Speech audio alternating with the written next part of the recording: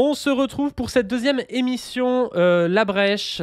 Alors le concept, on vous l'a déjà dit, c'est d'inviter des gens du monde politique, notamment pour essayer de parler de sujets importants, pour essayer d'élargir des brèches qui pourraient nous permettre d'aboutir à un monde un petit peu plus progressiste, on va dire. Aujourd'hui, on reçoit Raphaël Arnaud, notamment. Raphaël Arnaud qui est candidat Nouveau Front Populaire, France Insoumise, à Avignon. On reçoit aussi nos invités habituels. Alors, on devait avoir Dr Zoé et Position Revue. Malheureusement, Position Revue a des contraintes militantes et donc il est remplacé aujourd'hui par Paul Hellec. On va pouvoir parler de tout ça. Est-ce que vous m'entendez, Zoé, Paul et Raphaël? Ouais, on t'entend. Très bien. Salut. Oui, très bien. Alors, moi j'ai envie de commencer par un truc directement un peu dans le dur avec Raphaël. Tu viens d'avoir une interview, je ne sais pas si vous l'avez vu, vous pouvez peut-être mater ça en replay, une interview sur BFM TV qui était assez intéressante, assez longue. Et tu rappelais quelque chose, mais moi qui m'a sauté aux yeux, c'est que c'était un peu le monde à l'envers.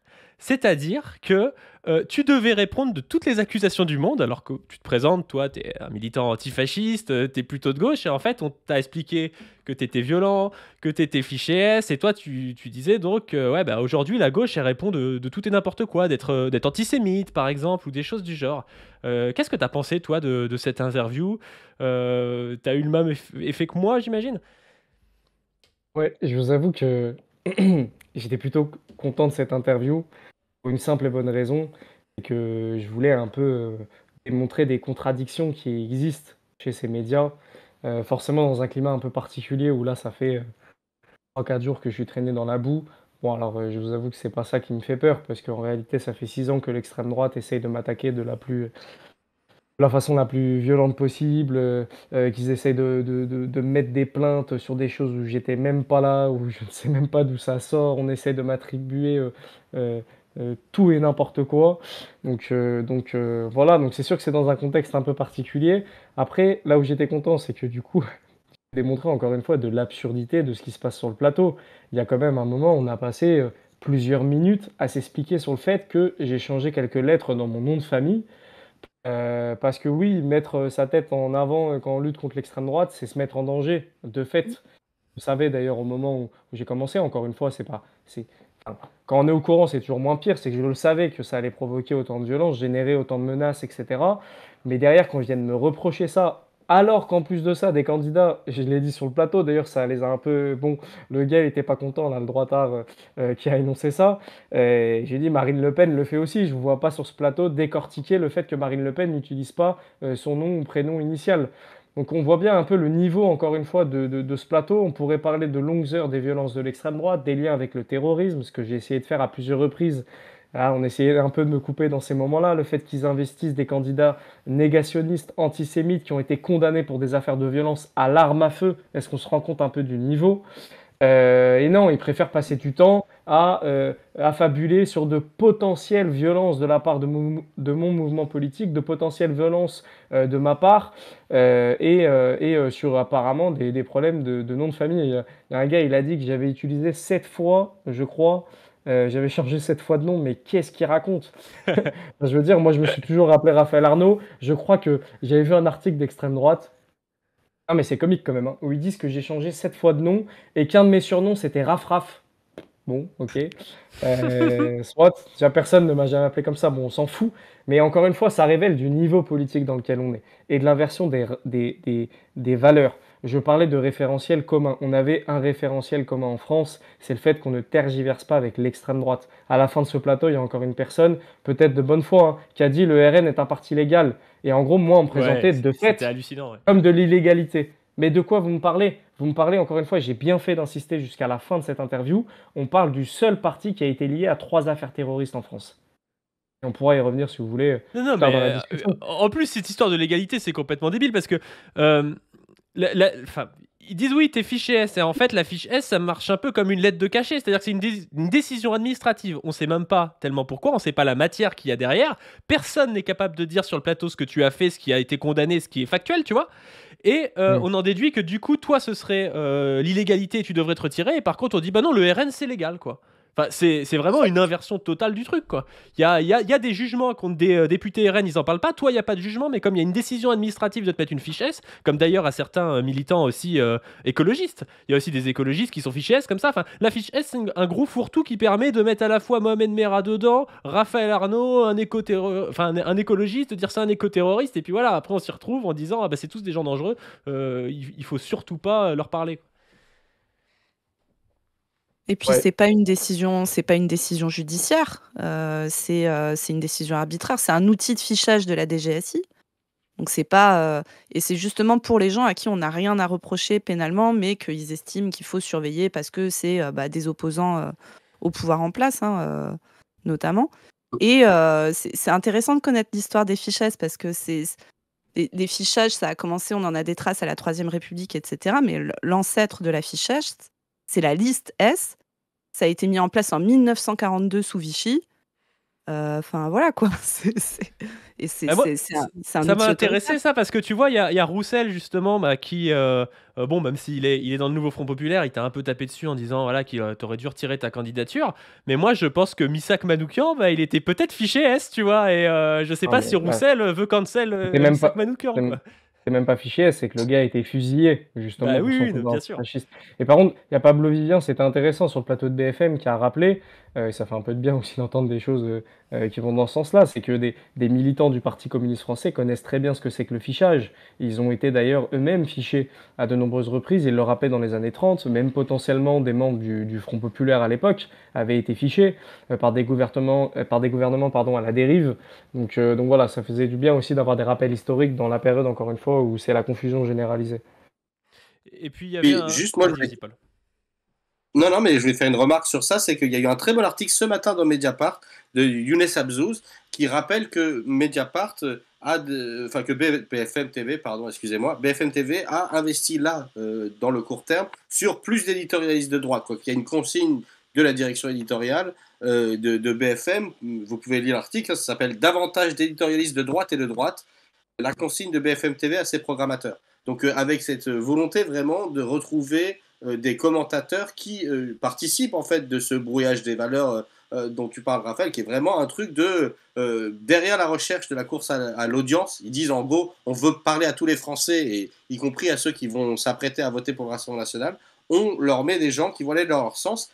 Et bah, ça participe sur cette espèce d'effet de remettre en avant encore plus un narratif qui est complètement biaisé d'un bout à l'autre, quoi. Et enfin bon, bref, je trouve ça hallucinant. Et ce qui est juste sur la remarque sur Roussel, on va pas s'arrêter longtemps là-dessus, mais c'est juste que c'est intéressant parce que il a pas dit, il a dit, j'ai demandé qu'il retire sa candidature, mais il a dit, elle est contraire à mes valeurs. Alors que littéralement, Raphaël, tu représentes quand même un peu une organisation antifasciste qui devrait être la valeur centrale de ce nouveau Front populaire. À partir du moment où il Oui. est constitué aussi avec toute une diversité de personnes, mais dans le contexte de, on a bien vu que l'adversaire en face est prêt. Je crois que le sursaut populaire qui s'est exprimé, la pression qui s'est faite pour pouvoir dire il faut l'union, je veux dire, elle part de là, quoi. Il y a plein de gens que ça fait pas plaisir d'avoir le PS ou d'autres gens ou le pass public.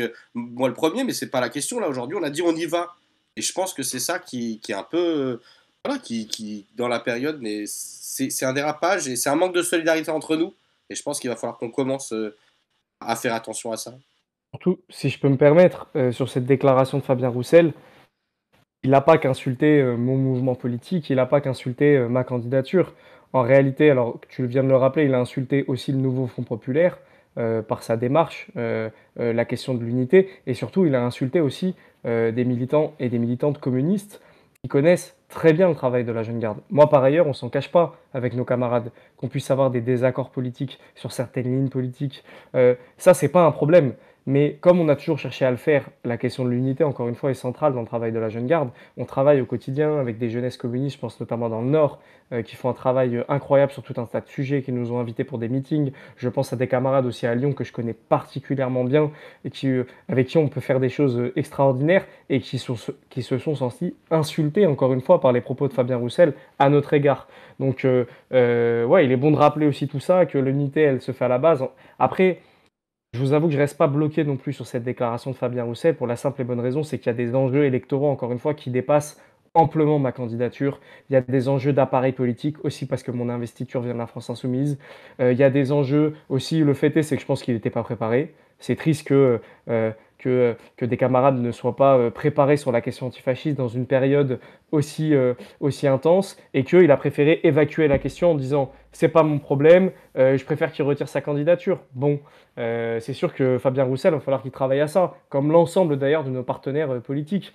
J'ai pas beaucoup entendu ELV défendre ma candidature, j'ai pas beaucoup entendu le Parti Socialiste défendre ma candidature, non pas par individualisme ou par volonté que je sois élu député, loin de là, c'est parce qu'en fait on attaque l'ensemble de notre camp. Lorsqu'on attaque l'antifascisme et lorsqu'on attaque cette candidature, c'est l'ensemble de notre camp. Et j'ai pu notamment avoir des échanges avec certains ELV. Je me suis permis de leur rappeler que dans la période, toute la boue dans laquelle je suis traîné, etc., qu'ils n'imaginent pas une seule seconde que l'extrême droite, une fois au pouvoir, va les esquiver. Ils vont manger la même chose. Bien Donc voilà, sûr. il est bon de le rappeler dans la période. Ça, c'est quelque chose que certains ne voient pas. C'est tu sais, ceux qui tapent un peu sur plus extrême qu'eux, bah, quand il y aura plus les plus extrêmes qu'eux, l'extrême droite tapera sur eux. L'extrême droite, faut pas croire qu'ils aiment, je sais pas, des dissidents insoumis ou qu'ils aiment le Parti communiste. Je veux dire, même Fabien Roussel, il serait pas le bienvenu à l'extrême droite. Alors, il va être un peu brossé dans le sens du poil par certains éditorialistes d'extrême droite quand ce sera pour taper sur toi, quand ce sera pour taper peut-être des gens qui peuvent être un peu plus à gauche que lui, un peu plus radicaux. Mais faut pas se voiler la face. L'extrême droite nous met tous en danger. Et c'est pour ça d'ailleurs qu'il y a le nouveau Front populaire, je pense. Moi, je voulais te poser une question par rapport à ce qui s'est passé à droite, notamment le ralliement de Ciotti au Rassemblement national, le ralliement aussi de Marion Maréchal. Bon, Marion Maréchal, à la limite, on peut comprendre, elle était déjà dans ce camp un peu néofasciste. Mais c'est un peu une première quand même que le bloc de droite finisse par assumer une espèce de fascisation. Jusqu'alors, on avait quand même une sorte de barrage républicain contre l'extrême droite. On voit qu'aujourd'hui, c'est plus du tout le cas. Là, je viens de voir une interview de Dominique de Villepin qui dit moi, j'inviterais plutôt à voter Nouveau Front populaire contre le Rassemblement national. Je pense qu'il y en a qui doivent se dire qu'il s'est gauchisé, mais en fait, est-ce que c'est pas le seul à être resté comme il y a 20 ans et qu'il n'y a pas tout le monde qui s'est droitisé et qu'aujourd'hui, au final, la droite porte un espèce de bloc néofasciste et que on y est presque en fait. On est presque à l'avènement du néofascisme en France, quoi. Je sais pas si tu veux réagir à ça. Je sais pas, j'ai peut-être pas posé de questions assez claires, mais voilà. Qu'est-ce que tu penses de cette émergence d'un bloc, toi qui es un peu spécialiste de la question de l'extrême droite? Est-ce que c'est un truc nouveau et ça Oui. s'accélère d'un coup? Est-ce qu'en fait c'est une dynamique qui est de fond depuis longtemps? Est-ce que ça te choque? Est-ce que ça te choque pas? Ouais, pardon, excuse-moi, hein, j'ai reçu beaucoup de messages en même temps, donc j'ai la tête un peu grosse comme une pastèque, mais oui, pour répondre à ta question, c'est quelque chose qui s'est vu historiquement et qui malheureusement se répète. On fait beaucoup de comparatifs avec ce qui s'est passé dans les années 30, et en réalité, c'est même un des symptômes et un des éléments de l'arrivée du fascisme. Je suis pas en train de dire que là, dans 2 jours, il va y avoir le fascisme, parce que c'est un processus qui découle d'un contexte économique et social bien plus large que seulement des appareils politiques comme le Rassemblement national. En tout cas, ce qu'on observe, c'est à chaque fois, il y a une crise économique. C'est toujours une crise économique de ce système capitaliste et les crises économiques, on le rappelle, sont inhérentes à ce système capitaliste. Une crise économique qui débouche intrinsèquement sur une crise sociale, qui fait que les gens se retrouvent de plus en plus dans la précarité, dans la galère, n'arrivent plus à se nourrir et à se loger correctement. La crise sociale débouche immanquablement sur, de fait, une crise politique où les couches les plus précarisées de la société ne se reconnaissent plus envers leurs élites politiques qui leur racontaient des bobards pendant des années et des années. Et tout à coup, l'extrême droite revient comme comme une potentielle sortie de secours pour ces élites politiques, pour cette bourgeoisie, pour tous ces gens-là qui veulent continuer à maintenir ce système économique et social on ne peut plus inégalitaire.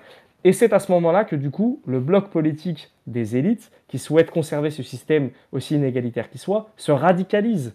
Se radicalise parce qu'ils n'ont plus que d'autres choix pour maintenir ce système en vie que d'être de plus en plus violent, d'être de plus en plus guerrier, d'être de plus en plus raciste.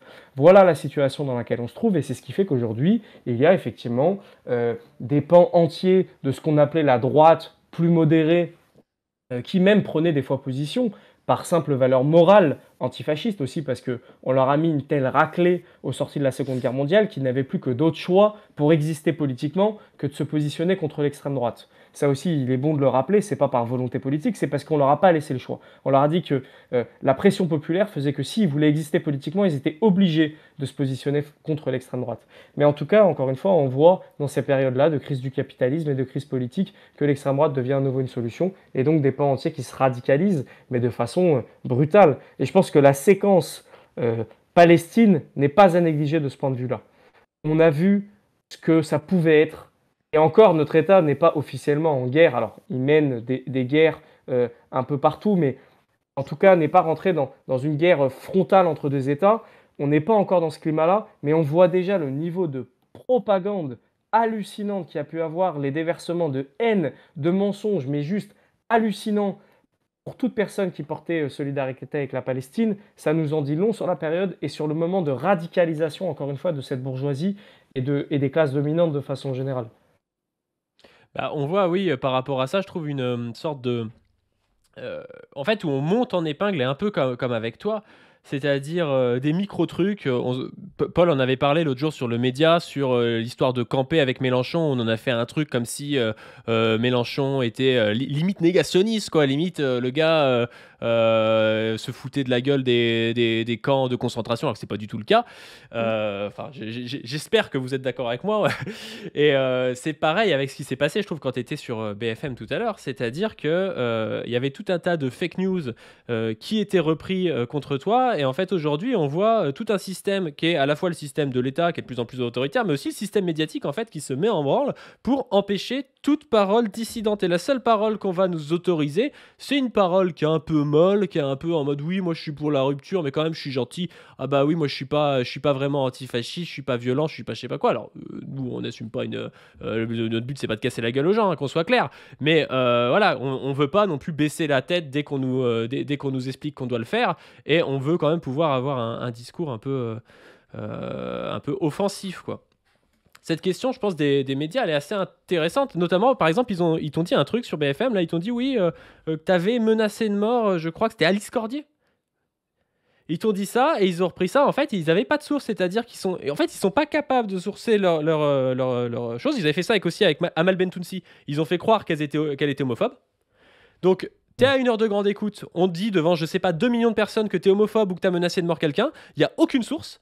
Et après, bah oui, t'auras peut-être le droit à avoir un petit tweet en disant ouais, en fait, c'était pas si sûr que ça. Et bah ça, c'est encore une fois, c'est une arme pour taper en dessous de la ceinture et pour tuer ta campagne. Oui, oui, ça rentre parfaitement dans tout ce que tu viens de dire. J'ai d'ailleurs pris pour exemple Rima Hassan, parce que autant, bon, ce que je subis, c'est pas facile, hein, je vous avoue, notamment, vous vous doutez bien, pour mon entourage aussi, de vivre tout ça, de me voir traîner dans la boue, etc. Mais quand je vois le niveau de violence qu'a subi Rima Hassan, on peut que relever la tête et se dire c'est rien par rapport à ce qu'elle a subi. C'est un niveau de violence, je pense que jusqu'ici, aucune personnalité politique n'avait subi peut-être ces 10, 20, 30 dernières années.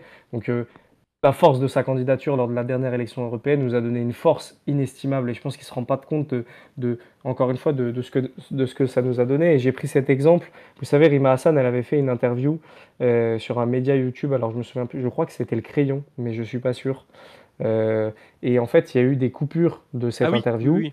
Il y a eu une espèce de montage pour faire dire en gros qu'elle était porte-parole du Hamas, hein, c'est comme ça qu'ensuite ils ont qualifié la vidéo. Ouais, c'était un délire, quoi. Et ça, c'est quelque chose qu'on retrouve systématiquement aujourd'hui, et tu viens de le dire, c'est terrible. C'est terrible parce que, encore une fois, ça ramène une confusion généralisée, on n'a plus de sens, plus personne n'y comprend rien, rien n'a rien, et c'est dans ces moments-là que l'extrême droite peut revenir. Parce qu'une fois que les gens n'y comprennent plus rien, c'est à ce moment-là que les programmes les plus affreux peuvent revenir sur le terrain. Parce que quand tu n'as plus de référentiel commun, quand tu ne sais plus ce qui est dangereux ou ce qui ne l'est pas, quand tu ne sais plus ce qui est violent ou ce qui ne l'est pas, ce qui est raciste et ce qui ne l'est pas, et bien forcément, l'extrême droite, tout à coup, ils arrivent avec des horreurs, des monstruosités, mais les gens se disent ouais, bah finalement, bah, c'est pas pire qu'un autre, puisqu'on n'y comprend plus rien de toute façon. Voilà tout l'intérêt de casser tous nos référentiels communs. D'ailleurs, sans faire, parce que des fois, on n'ose plus le faire. C'est-à-dire qu'il y a cette espèce de truc en France où on a du mal à comparer avec ce qui s'est passé dans nos pays, en Occident, notamment avec la montée de l'extrême droite, notamment comme Adolf Hitler. C'est exactement ce qu'il a fait. C'est-à-dire qu'avant d'arriver au pouvoir, il a rabâché sans cesse des mensonges ignobles, il n'y avait plus de vérité. Dans la presse, il n'y avait plus de vérité, ça n'existait plus. Sauf évidemment certains journaux militants qui devaient être certainement eux aussi fichés, et, etc. Mais en tout cas, il n'y avait plus de vérité commune, plus de référentiel commun. Et après, on a tous en tête les horreurs qui ont pu suivre derrière. Ouais. En plus de ça, sur la montée du nazisme, on a aussi même le côté confusionnisme avec le côté socialiste. Il y a une interview comme ça, il y en a même plusieurs, je crois, d'Hitler qui dit voilà, en gros, il s'est dit socialiste pour casser le mouvement communiste tu sais, en rajoutant en rajoutant de la confusion pour essayer de briser le mouvement ouvrier, quoi. Et aujourd'hui, on voit aussi un peu ça avec Le Pen où on ne sait pas trop s'ils vont enlever ou non la réforme des retraites. Il y a tout ce côté un peu vernis social qui est assez Même Macron, notable. même Emmanuel Macron lui-même participe beaucoup à cette confusion. À plusieurs reprises, il a quand même dit que le programme du Rassemblement national était d'extrême gauche. Enfin, ça vous dit encore un peu, ça nous dit encore un peu long sur le niveau d'analyse. Enfin, d'ailleurs, il le sait très bien que c'est pas le cas. C'est encore une fois pour semer la confusion et ça participe à tout ça. Ça me fait penser à un texte de Jacques Rancière qui s'appelle 7 manières de faire monter l'extrême droite en France et qui est hyper intéressant. Et il montre aussi que le problème, c'est que l'État, quand il parle, il entre dans le débat, quand il met en place des politiques, il n'a pas un rôle neutre dans la société, hein. Il a la direction de la société, il lui donne une orientation. Et il montre que, en fait, il y a aussi comment il y a eu cette espèce d'explosion de la montée d'une hégémonie médiatique dans la société, mais enfin de raciste, c'est qu'on a des responsables politiques, le bloc central en l'occurrence, Macron, c'est évident, hein. Je rappelle que hier il a parlé de la gauche comme un programme immigrationniste, qui est les termes de l'extrême droite, que c'est pas la première fois, qu'il avait pris en sauvagement, décivilisation, etc. Et ce texte de Rancière dit, en fait, il y a un moment où quand l'extrême droite a des propos racistes évidents, extrêmement choquants, la première technique, c'était de pouvoir la condamner. C'est-à-dire qu'en gros, un racisme froid, un racisme chaud, gras, très visible, on l'a condamné d'une main en disant que c'était ignoble, en se jouant le jeu du chevalier vertueux républicain. Et de l'autre côté, ensuite, ces mêmes responsables politiques, ils ont plus ou moins mis en place une forme de racisme froid, technocratique. Ce que je veux dire, c'est qu'en gros, ils vont dire ah non, ça c'est un propos raciste de la part du facho du coin qui a dit une dinguerie qui est évidemment vue comme telle par les gens qui ont quand même encore un peu de repères.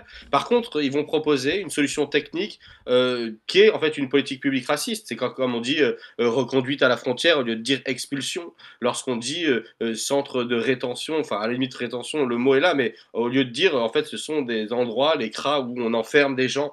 Et en fait, on montre que à part la reprise en fait des thématiques de l'extrême droite dans la politique de l'État, dans la politique du bloc central et d'une partie de la bourgeoisie, et ben non seulement elle l'ancre, hein, l'idée que finalement ils ont peut-être un peu raison. Vous savez, c'était la fameuse phrase de Fabius qui disait le FN ne pose pas pose les bonnes questions, mais il donne les mauvaises réponses. Et bien donc du coup, cette bourgeoisie-là qui est au pouvoir, qui est aussi la droite réactionnaire, les Ciotti et compagnie, ils disent oui, nous on a les bonnes réponses. Et en opposant ces deux formes de racisme, en fait, tu centralises la question raciste et elle vient vraiment bouffer tout le débat. Et je pense que la responsabilité d'Emmanuel Macron dans cette espèce d'état de fait, hein, d'un débat où, je veux dire, tous les points de repère sont brouillés et folle, et folle. Ouais, mais tu vois, là, ce matin, moi, j'ai écouté France Inter. Il y avait Benoît Hamon qui était invité en même temps que Polony.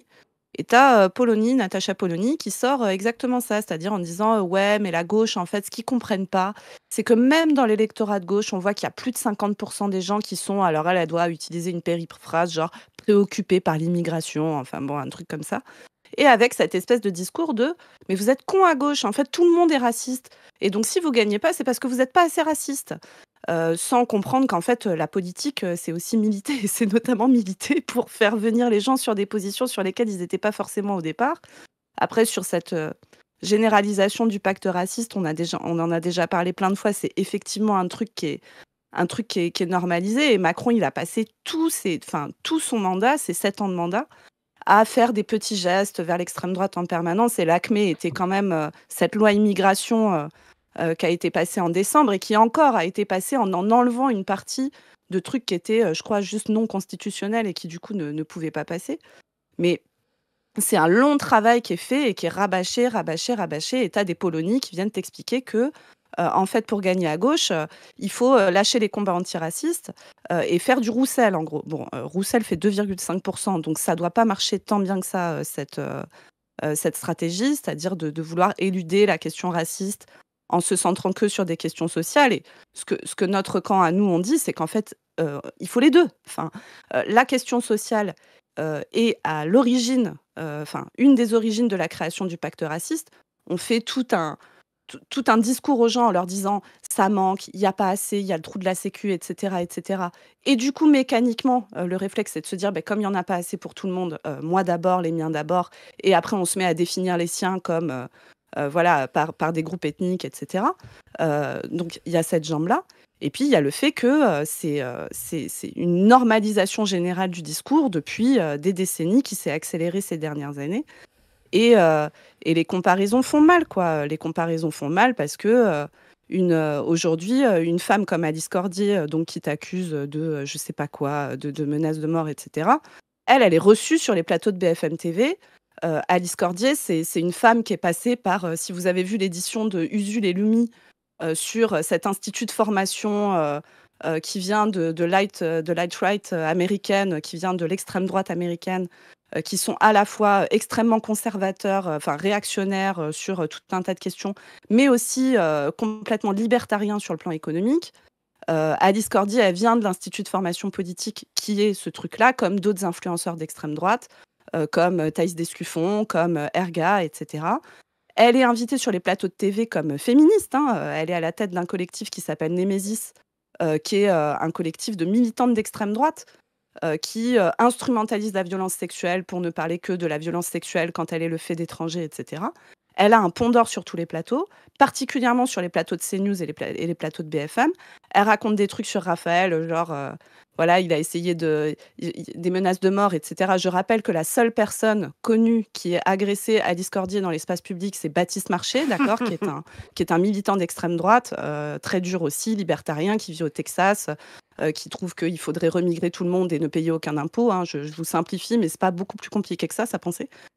Et donc, on se retrouve dans une situation comme ça, avec Raphaël qui se fait agresser sur des plateaux de télé pour juste être fiché par un pouvoir qui fait une dérive autoritaire. Et à côté de ça, donner tout accès aux médias à des gens comme Alice Cordier, justement, alors que je pense qu'il y a d'autres féministes en France qui seraient peut-être un petit peu plus intéressantes à écouter. Mais bon. Et puis encore une fois, sur ces histoires de violence, moi, ce que je comprends pas, c'est qu'il y a pas de fait matériel. Je veux dire, si l'extrême droite a des vocaux d'un des leaders, voire le plus gros leader antifasciste de France, il devrait quand même les montrer à la police et porter plainte contre lui. Ce serait la meilleure chose à faire, tu vois. C'est quand même ouf. D'ailleurs, c'est ce que je me rappelais, enfin, c'est ce que je rappelais sur BFM, mais en fait, Alice Cordier, pour bien connaître un peu le personnage, a dit d'ailleurs qu'elle porterait plainte à plusieurs reprises à mon encontre. Moi, j'attends toujours la pile de plaintes, notamment parce que à Paris, en fait, ils ont tenté une action, notamment conjointement avec des groupuscules extrêmement violents, d'attaquer la manifestation. Nous toutes, vous savez, il y avait eu des images extrêmement fortes où ils attaquent avec des barres en fer. Alors, Oui. du coup, heureusement, c'est que nous, on documente ça. Il y avait des barres en fer, des matraques télescopiques, il y avait des gazeuses, et ils ont chargé la manifestation de toutes. Pas de chance, on n'était pas loin. Ils ont fini par repartir en courant dans l'autre sens. Tous ces petits militants néo-nazis là. Et tout de suite après, tweet d'Alice Cordier, je vais porter plainte, la jeune garde nous a attaqués. Enfin, j'imagine arriver au commissariat, alors quand bien même, des fois, on observe la dérive autoritaire et des fois les passe-droits pour l'extrême droite. Ils ont dû revoir les images, ils ont dû faire bon, ok. Alors, les militants contre l'extrême droite, ils étaient dans la manifestation féministe, en lien avec le service d'ordre. Et puis là, bon, bah, on vous voit quand même avec des armes. Vous les attaquez en face, ils n'ont pas d'armes. Ils arrivent à vous faire repartir dans l'autre sens sans derrière lynchage ou je ne sais quoi. Juste à vous faire partir, en fait. Donc, ouais, c'est sûr que c'est. Bon, à chaque fois, c'est. Encore une fois, c'est affreux. Et c'est pour ça d'ailleurs que j'ai redit à BFM, et c'est important, je pense, de le faire dans la période, c'est de dire on ne répondra jamais aux fake news de l'extrême droite. Si on commence à répondre, mais enfin, je sais pas moi, la liste que je pourrais faire des immondices qu'on a pu écrire à notre sujet et à mon sujet aussi, en fait, on s'en sort pas. Et surtout, ça leur donne de la crédibilité. C'est pour ça que j'ai fait le choix de ne pas y répondre. Je pourrais dire il s'est passé ça, telle date, on a fait ci, comme ça. Non, j'ai fait le choix de ne pas y répondre. Tout ce qui vient de l'extrême droite, je ne réponds pas. On fait encore le choix de répondre à des médias plus traditionnels, on s'entend, comme BFM. On fait encore ce choix-là parce qu'on pense qu'il y a encore à batailler sur ces plateaux-là.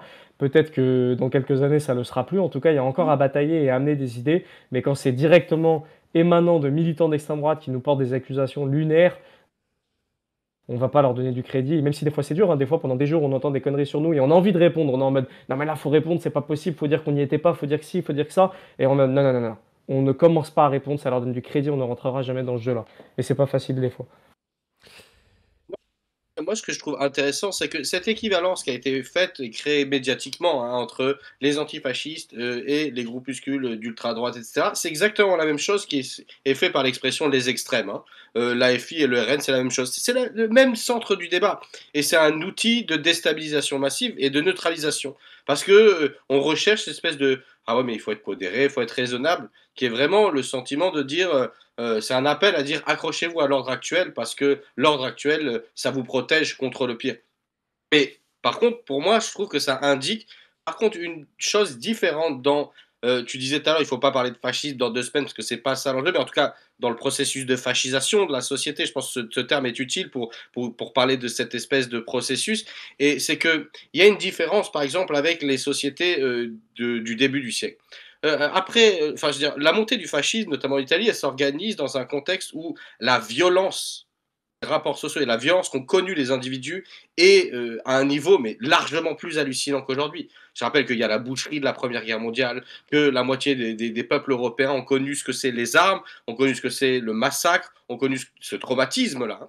Et d'ailleurs, on le voit, hein, la montée des fascistes, elle s'organise avec des assassinats ciblés, etc. Je dis pas qu'il y en a pas. Hein. Je veux dire, moi j'étais à Sciences Po avec Clément Béric, par exemple. C'est quelque chose que je n'oublierai jamais. Mais en fait, là où c'est très très fort, c'est qu'aujourd'hui, il y a une division du travail militant à l'extrême droite qui est absolument efficace. Vous avez plein d'exemples. Vous avez d'un côté l'idée que l'expression de masse du fascisme, elle ne se fait pas de la même façon qu'elle s'est faite au début du siècle, elle se fait à travers des partis. C'est-à-dire que l'expression de masse du fascisme, elle se fait dans le vote. C'est là où on voit qu'il y a une euphémisation des rapports de violence, entre guillemets, entre ça et la marche sur Rome, où il y a des gens qui marchent sur une ville, les armes à la main pour certains, et qui sont prêts à.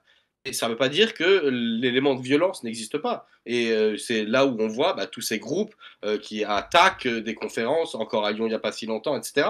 Et je pense que c'est pour ça qu'il y avait besoin de neutraliser les organisations antifascistes qui, en fait, la plupart du travail, mais j'aimerais bien t'entendre là-dessus, tu confirmeras peut-être, votre travail, beaucoup, c'est, moi, ce que j'ai l'impression, c'est que c'est de la cartographie, c'est regarder, c'est justement ces galaxies, parce que pour pouvoir mettre en valeur cette division du travail militant, il faut passer son temps à regarder les connexions entre les uns et les autres.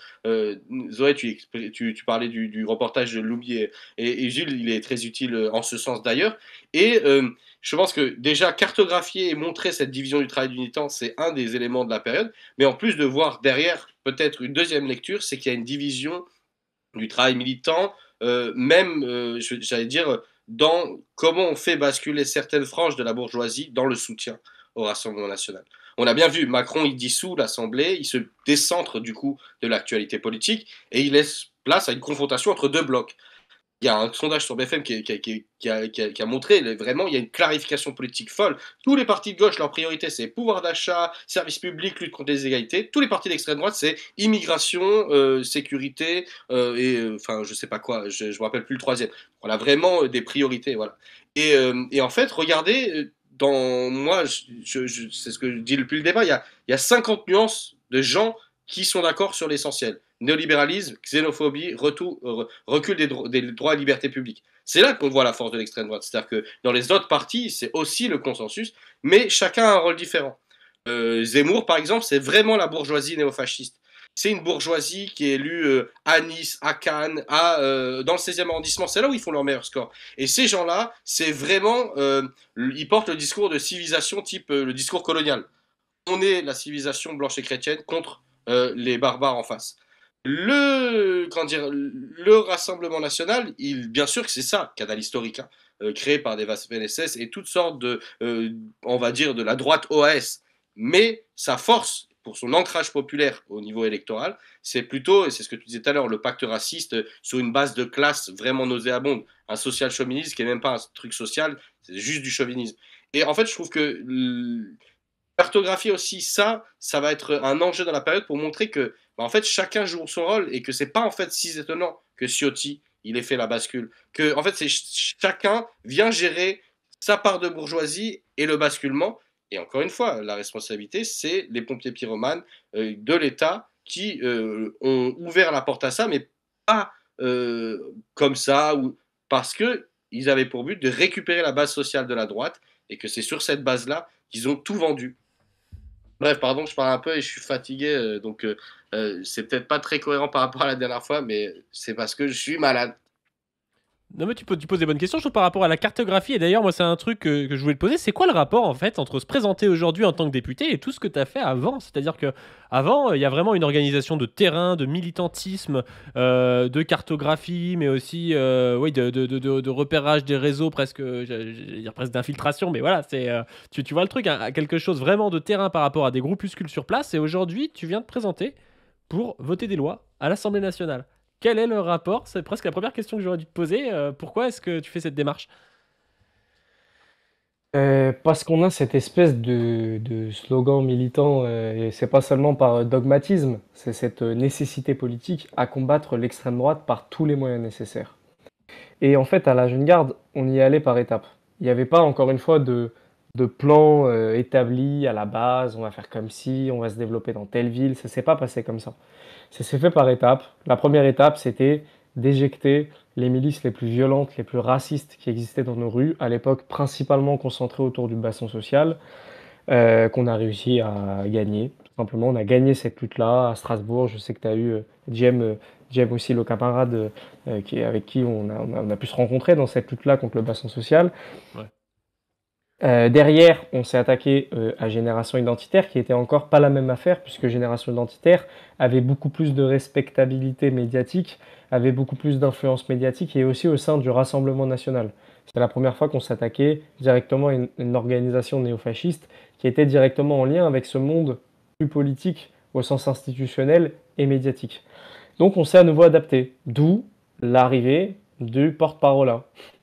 Ça sort pas de nulle part, c'est parce qu'on a dû s'adapter à un nouvel ennemi, à de nouvelles formes, etc. On a dit c'est pas possible de leur laisser le terrain des réseaux sociaux comme ça, c'est pas possible de leur laisser le terrain de faire croire que ce seraient des gentils petits bisounours, alors qu'en réalité ils font des choses eux pour le coup affreuses et c'est pas de la suspicion, c'est des choses qu'on a démontrées, notamment des gens qu'on a réussi à faire condamner pour des attaques au couteau, etc. Donc c'est un niveau de violence extrême. Et derrière, effectivement, on est dans une situation où l'extrême droite peut prendre le pouvoir et que de fait, l'organisation politique la plus à même de prendre le pouvoir, c'est non pas le GUD, non pas l'Action française, même si ça reste des problèmes réels qu'on combat, c'est le Rassemblement national. Et quelle est la meilleure façon de combattre le Rassemblement national? C'est d'aller sur leur terrain. Nous, on va partout où ils vont. Vous allez sur le terrain électoral? Ok, ben on y va. Comme on est en train de le vivre avec cette campagne, dans un contexte particulier où la bourgeoisie a fait son choix plutôt Hitler que le Front populaire, n'empêche qu'on y va et on va aussi aller les combattre à l'Assemblée. Et puis il y a une séquence, moi, qui m'a un peu chauffé, qui a un peu chauffé la Jeune Garde. C'est lorsque j'ai été invité à l'Assemblée nationale pour une commission qui parlait du terrorisme de l'extrême droite, voilà, par notamment des députés à l'époque de la NUPES. Donc j'ai été invité dans cette commission et j'ai pris un malin plaisir à voir les députés du Rassemblement national bégayer face à notre position, parce que de fait, on arrive avec cette expertise de la lutte contre l'extrême droite. On sait mettre en lien, encore une fois, le terrorisme et ce parti. Et ça les fait bien flipper. Et d'ailleurs, je me souviens à l'époque, c'était Jean-Philippe Tanguy. Je m'étais bien marré. Et qu'il n'arrêtait pas de dire FM, CNews, ouais, la jeune garde violente, tout ça, tout ça. Et Jean-Philippe Tanguy, il dit ouais, et puis vous êtes violent. Alors quand même, on parle d'une situation de terrorisme. Il dit vous êtes violent. Une fois, un de vos militants a croisé Éric Zemmour à la gare et l'a traité de sale raciste. Je vous avoue que j'ai souri, j'ai dit ah ouais, ok, donc là on parle de terrorisme, la seule chose que vous avez à nous reprocher en tant qu'organisation soi-disant violente, c'est d'avoir insulté Éric Zemmour de sale raciste. Bah, je vous avoue qu'on est fiers de traiter Éric Zemmour de sale raciste, parce que ça l'est, il a été condamné pour ça, on ne cessera jamais de le répéter, partout où il se trouvera, et que si c'est la seule chose qu'ils doivent nous reprocher, vous imaginez bien la peur qu'ils ont de nous voir débarquer à l'Assemblée nationale. Et d'ailleurs, c'est intéressant cette séquence, parce qu'il y avait d'autres personnes qui étaient interrogées, et à chaque fois que des députés posent des questions, on est obligé de répondre. C'est-à-dire qu'on a obligatoirement un temps de parole en tant qu'invité à l'Assemblée nationale. Et si vous observez cette séquence, c'est que Jean-Philippe Tanguy commence tout content en pensant me mettre mal à l'aise avec son vous avez traité de sale raciste Éric Zemmour. Et en fait, après, même eux, entre eux, ils se sont parlé, ils se sont dit le mot, ils ont dit non, mais là, on arrête. Et en fait, plus jamais les députés RN ne m'ont posé de questions. Parce qu'ils se sont dit merde, il va nous répondre à chaque fois des trucs pénibles, il a l'air relou. Et du coup, ils ont juste arrêté de me poser des questions pour que j'ai le moins de temps de parole possible. Donc voilà, donc moi, effectivement, si je suis élu, je vais prendre un malin plaisir, vous l'imaginez bien, à les mettre mal à l'aise, à les pousser dans leur retranchement, à leur pousser dans leur contradiction. Encore une fois, pas de prétention, je ne suis pas le seul à pouvoir le faire. La Jeune Garde n'est pas la seule organisation à pouvoir le faire. Mais de fait, on arrive avec cette expertise qui est certaine. Donc, si d'autres mènent très bien le combat, comme il se doit déjà à l'Assemblée nationale, on pense que quand même ça apporte une plus-value de fait, encore une fois, notre expertise. Bah, en plus, ça a un rapport, je trouve, avec tu vois, la volonté qu'il y avait dans le nouveau Front Populaire. Bon, je crois que la France Insoumise qui a vraiment fait ça, c'était d'inclure des gens du milieu associatif, du milieu syndical et tout. Et donc, c'est important d'avoir des gens qui ont des spécialités. Toi, t'es spécialisé là-dedans. Céline Verzelletti, je pense qu'elle s'y connaît plus que toi et moi en syndicalisme, tu vois, parce qu'elle a une expertise là-dedans. Et c'est vrai que ça a une certaine importance.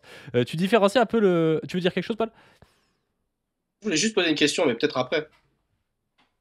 Ouais, je disais, tu différencies un peu le RN du GU de l'Action française. Mais moi, je voulais savoir à quoi ça ressemble, en fait, une France dirigée par le RN. Parce que des fois, on entend dire, au final, Macron, il a déjà droitisé le pays.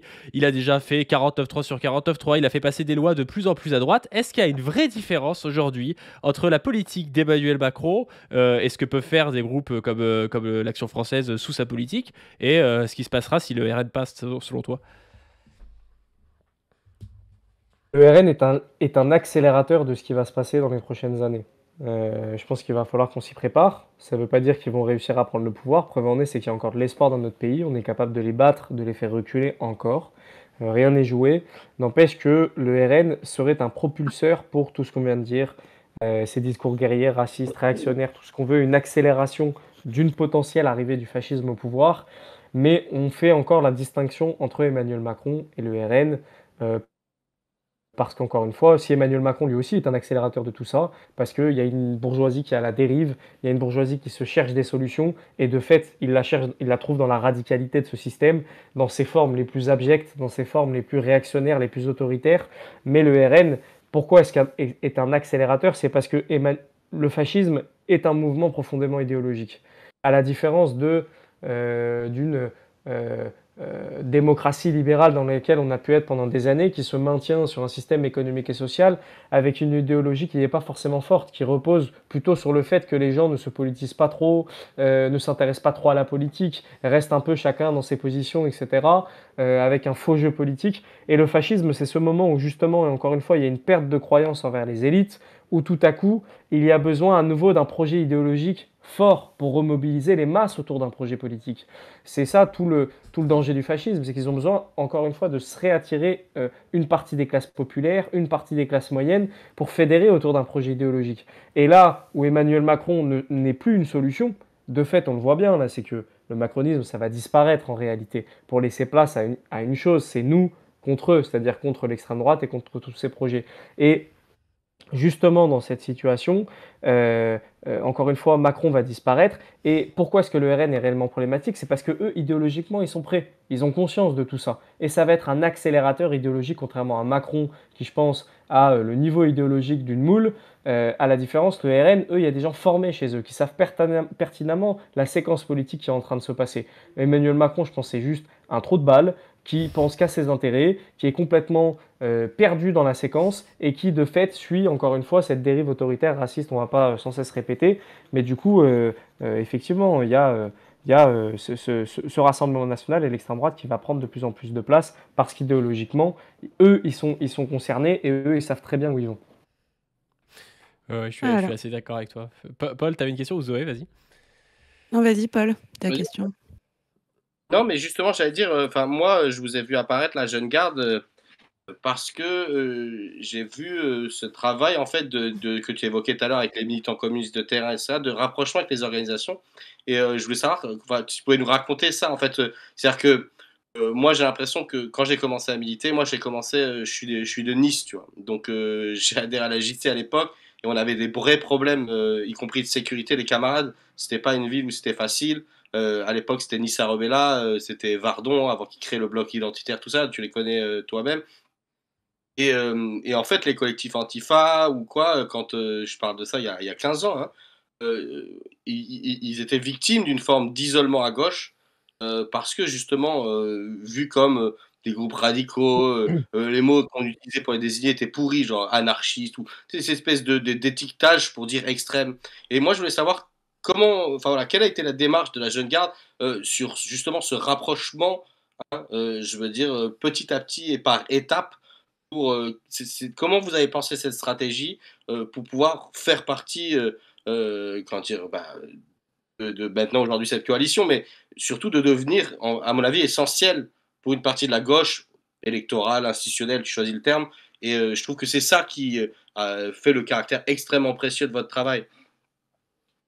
Oui, tu fais bien de le souligner parce que en réalité, ça fait partie, encore une fois, intégrante de notre de travail. Et là, pour le coup, si on n'avait pas tout pensé avec la Jeune Garde de notre évolution, ça, dès le départ, c'est une volonté stratégique. Parce que en réalité, quand on a commencé à discuter de la Jeune Garde, bien avant qu'elle existe à proprement parler, puisque pour rappel, elle s'est créée en janvier 2018, lorsqu'on a commencé à échanger sur tout ça, la première chose qu'on a faite, et je demande à l'ensemble des militants et des militantes de faire sans cesse ce travail-là, non pas pour se donner bonne conscience, mais pour être de plus en plus performants et performantes, même si on peut faire des erreurs, hein, ça ne nous empêche pas d'être parfait, loin de là. En tout cas, on a mis sur la table toutes les problématiques qui pouvaient exister autour du mouvement antifasciste dans son ensemble, autour des organisations qui s'en réclamaient, et on a tout mis sur la table. On a dit quelle est la situation politique dans laquelle on se trouve, où en est l'antifascisme. Et les premières choses qui sont revenues de la part de tout le monde, tous les gens qui étaient intéressés par ce projet qu'on était en train de monter, peu importe que ce soit des syndicalistes, des gens qui sont juste là par antiracisme et non pas au sens organisationnel, mais par volonté antiraciste, de faire reculer les racistes dans la rue, etc. Avec des gens du NPA, avec des gens des JC, avec des gens, avec des anarchistes, vraiment, on avait tout un panel. On avait ce consensus commun, enfin ce consensus, pardon, d'analyse pour dire l'antifascisme est aujourd'hui euh, euh, isolé, est isolé du reste de la gauche, est isolé du reste de la société, est isolé médiatiquement. On en parlait, comme tu l'as dit, comme de vulgaire. Je sais pas, moi, dans les médias, on décrivait ça comme les antifascistes, vous savez, avec les voix déformées qui sortent des forêts, on ne sait pas trop ce qu'ils font, on ne sait pas trop ce qu'ils sont. Euh, C'était une réalité à laquelle on était confronté et on s'est dit, un de nos objectifs, c'est de changer ça. De changer ça à travers multiples façons, rassurer aussi notre camp politique, parce qu'on était quand même dans une situation politique où il faut le rappeler, il y a des organisations syndicales, politiques qui n'osaient même plus faire d'antifascisme parce qu'ils avaient peur d'être attribués à des luttes trop qui pouvaient paraître trop radicales, etc., etc. Bah nous, on est allé rencontrer toutes ces organisations, toutes ces associations, plutôt que de rentrer dans cette espèce de truc non dit, dans ces espèces de chacun reste à sa place, etc. Les antifascistes qui ne trouvaient pas assez radical les organisations, etc. Nous, on est arrivé sur la table, on leur a dit voilà le projet, c'est qu'on y aille tous ensemble sur des mots d'ordre on ne peut plus simple, par exemple, fermer un local fasciste. Chacun y va avec ses méthodes, avec son niveau d'investissement, avec sa tactique, avec sa pratique, peu importe, mais au moins on se retrouve sur cette lutte de dire on a tous un intérêt à ce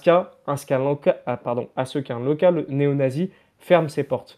Voilà pourquoi est-ce que dès le départ on avait vocation à faire du lien, à rassurer aussi, à et puis à changer cette image encore une fois. Et je pense que la question du porte-parole a été centrale dans tout ça.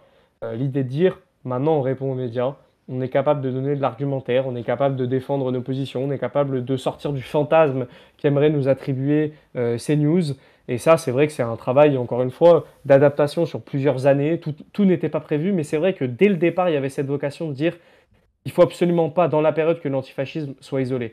Parce que si l'antifascisme était isolé dans la période, bah, ça veut dire qu'on n'est pas à la hauteur pour donner les armes à notre camp, au bon sens du terme, pour pouvoir se défendre face à la déferlante qui va arriver par l'extrême droite. Et il fallait absolument qu'on soit le meilleur outil, encore une fois, au service de notre classe, au service de notre camp, de façon générale. Voilà ce qu'on a cherché à faire. C'est super intéressant ce que tu dis parce que je trouve qu'il y avait vraiment, vraiment ce côté-là. Alors même aujourd'hui, quand on parle des antifas, alors maintenant il y a de plus en plus la jeune garde, donc c'est vrai que vous cassez un peu cette image-là.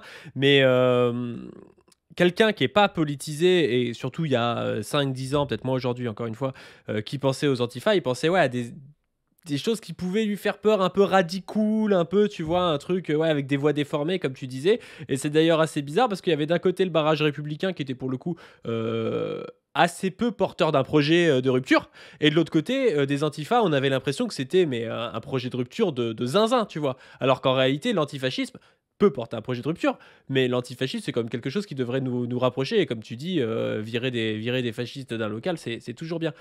J'ai envie justement, moi, de te questionner par rapport à ça, parce qu'aujourd'hui, le nouveau Front Populaire, c'est de l'antifascisme, mais ça porte aussi un projet de rupture. C'est pas, alors c'est pas, on sait pas trop comment ça va évoluer, mais ça n'a pas été présenté comme étant juste un barrage au Rassemblement national. C'est plus que ce barrage républicain où c'est juste on vote contre le Rassemblement national et le lendemain on fait rien. Il y a un vrai programme, il y a une volonté de sortir de cette boucle néolibérale qui dure depuis des années. J'aurais aimé savoir si pour toi c'était une nécessité et si est-ce que tu aurais participé à la même chose si ça n'avait pas été dans le cadre d'un projet de rupture, si c'était juste pour dire non à l'extrême droite, ce qui est déjà une question qui est plutôt importante, mais si ça avait été juste non à l'extrême droite, mais pas oui à un projet, oui à quelque chose, est-ce que tu aurais participé ou est-ce que pour toi c'est nécessaire d'avoir un projet de rupture?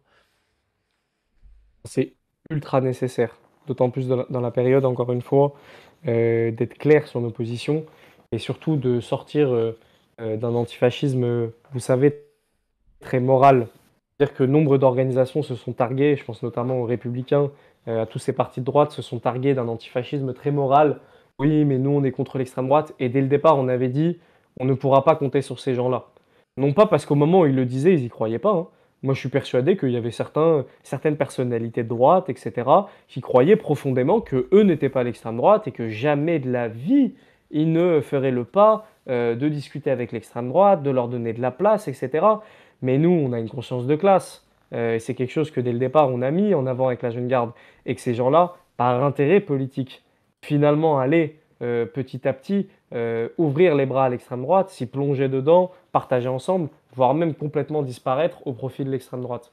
Donc ça, on le savait, mais encore une fois, pas parce qu'on est des devins, c'est parce qu'on est matérialiste, c'est parce qu'on a une lecture marxiste aussi de la société, et parce qu'on sait pertinemment que ces gens-là ont des intérêts, et que oui, le fascisme, finalement, si ce n'est que par question morale, ils n'ont pas de problème d'intérêt à accepter l'arrivée au pouvoir de l'extrême droite. Et par contre, nous, à l'inverse, ayant connaissance parfaitement de nos intérêts, on a conscience que pour faire reculer l'extrême droite, il faut imposer nos thématiques. Et on le dira jamais assez, s'il faut une lutte spécifique contre les appareils, les organisations politiques à proprement d'extrême droite, la meilleure recette antifasciste, ça reste les victoires sociales de notre camp. Ça reste les victoires sociales sur les questions des retraites, du pouvoir d'achat, les questions féministes, les questions écologistes, les questions antiracistes. À chaque fois qu'on arrive à avancer des pions sur ces questions-là, de fait, l'extrême droite recule. Donc, c'est à la fois combiner ce travail-là spécifique de la lutte contre l'extrême droite, lié à l'ensemble de nos luttes sociales qui sont de fait la meilleure recette, encore une fois, antifasciste. Ouais, ce que tu dis, Raphaël, moi, ça me donne envie de faire deux remarques sur la potentialité de l'extrême droite au pouvoir. On se posait la question tout à l'heure de est-ce que ça sera pire que Macron, pas pire que Macron. En gros, toi, tu dis ça va être la même veine, mais en beaucoup plus rapide. Moi, j'ai envie de dire deux trucs là-dessus qui se recoupent, hein, mais qu'il faut pas, comment dire, qu'il faut quand même qu'on ait en tête l'effet, on va dire, de se mettre à l'aise que peut avoir la prise de pouvoir de l'extrême droite, on va dire, institutionnelle, des partis, etc. Sur cette extrême droite de terrain, Paul expliquait qu'il y a une vraie division du travail militant à l'extrême droite, avec une partie, on va dire, présentable, qui va sur BFM, etc. Et une espèce d'arrière-boutique, mais d'ailleurs qu'on voit, hein, avec des antisémites patentés, etc. Et puis même avec des groupuscules extrêmement violents qui revendiquent comme objectif politique une espèce de guerre de civilisation, de guerre ethnique, de guerre raciale, etc.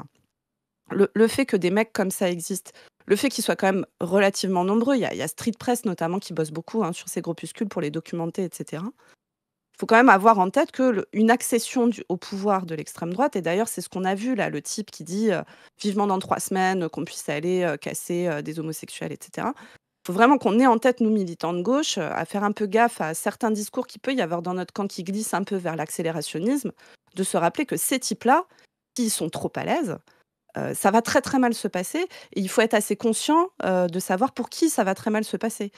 Tout à l'heure, tu parlais de Rima Hassan et de la violence que Rima Hassan a subie pendant la campagne. Alors Rima Hassan, c'est une militante de gauche, donc elle prend la violence que prennent les militants de gauche, comme toi tu peux la prendre, comme, beaucoup d'autres, peuvent la prendre. Mais elle a la particularité d'être en plus une femme et d'être en plus arabe. Et donc elle prend de la violence politique, mais elle prend en plus de la misogynie avec, des niveaux de enfin, je veux dire, pareil, les comparaisons font mal, mais quand on voit comment Ruth El Krief a été, heu voilà, soutenue et cetera pour un tweet, de Mélenchon qui était bon, qui était pas le meilleur tweet de sa vie, mais qui était pas non plus un truc horrible. Alors que Rima Hassan a pris à répétition, des menaces de viol, de meurtre et cetera, tous les jours, tous les jours, tous les jours, de la part venant pour une représentante politique de premier plan en France et que ça n'a ému mais personne. Donc il faut avoir quand même en tête l'idée que ces groupes-là, qui sont déjà très, très à l'aise, vont se sentir beaucoup plus à l'aise, si jamais l'extrême droite arrive au pouvoir. Mais du coup, j'en arrive à un deuxième truc. Je sais que Padu voulait qu'on en parle et c'est vraiment on peut pas passer à côté de ce sujet-là si on parle de l'extrême droite. C'est, qu'est-ce qu'on fait avec la police? Moi je le dis, très honnêtement, une des grosses inquiétudes politiques que j'ai, alors inquiétude, enfin, on n'a pas peur, on est combatif, voilà. Mais c'est la pénétration des idées d'extrême droite actuellement dans la police française, qui s'expriment par leur vote, Je crois que les stats, c'est Padu, tu me corrigeras, mais 40% Le Pen, 25% Zemmour. Il me semble que c'est ça au premier tour de la présidentielle chez la police française actuellement. À peu près la même chose chez les militaires. Très récemment, Raphaël, tu as dû voir, je crois que c'était un groupe Antifa de Saint-Étienne qui montre un affrontement avec des militants d'extrême droite. Et en fait, les militants d'extrême droite commencent à se faire, à reculer Arrangé. sous l'effet Et des oui, oui. militants. Ouais, et ils vont se ranger derrière les flics, en Mmh. fait. Et les flics les protègent. Et je donne l'exemple de cette vidéo parce qu'elle est récente, mais en fait, des cas comme ça, on en a plein.